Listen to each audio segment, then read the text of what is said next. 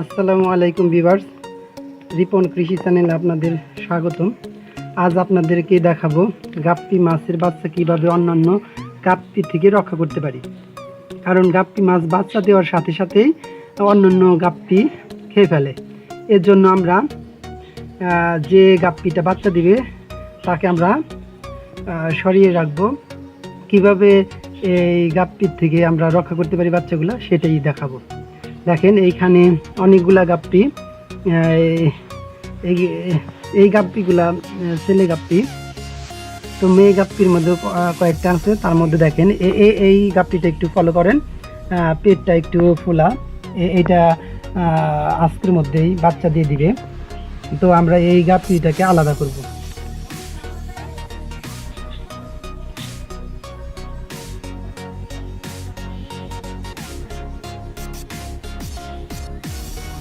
এই যে আমি ধরে ফেলছি। আমি এটাকে এটার মাধ্যমে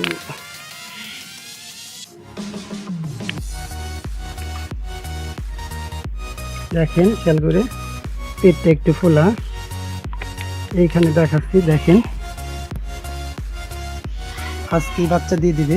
গাপ্পিটা আলাদা করব। দেখেন সাথে সাথে আমরা একটা পানা দিয়ে দিব। এই বাচ্চা দেওয়ার সাথে সাথে এই গাপ্পি তার বাচ্চা খেয়ে ফেলতে চায়। এর জন্য যখন বাচ্চাটা দিবে, বাচ্চার এই পানার শিকড়ের মধ্যে যেন লুকাতে পারে, এর জন্য আমরা পানাটা দিয়ে দিলাম। এখন অপেক্ষার পালা কখন বাচ্চা দেয়।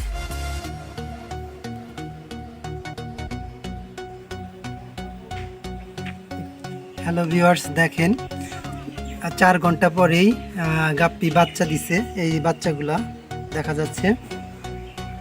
তো এখন বাচ্চা দেওয়া শেষ। এখন বাচ্চাটা খেয়ে ফেলার চেষ্টা করবে। এখন আমরা গাপ্পিটা তুলে ফেলব।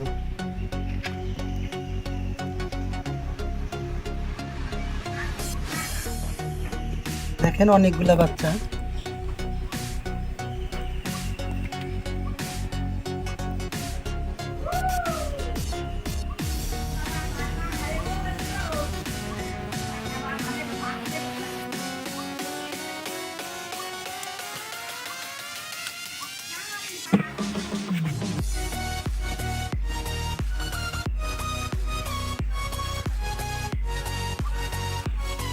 দেখেন এখন গাপ্পির পেটটা আর আগের মতো ফোলা নেই।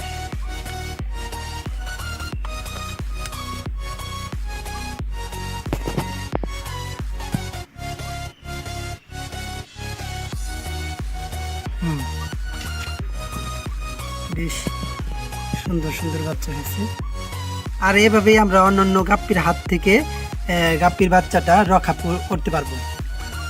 আপনারাও যদি বাসায় ট্রাই করেন, আপনারা অতি সহজেই এইভাবেই গাপ্পির বাচ্চা রক্ষা করতে পারবেন।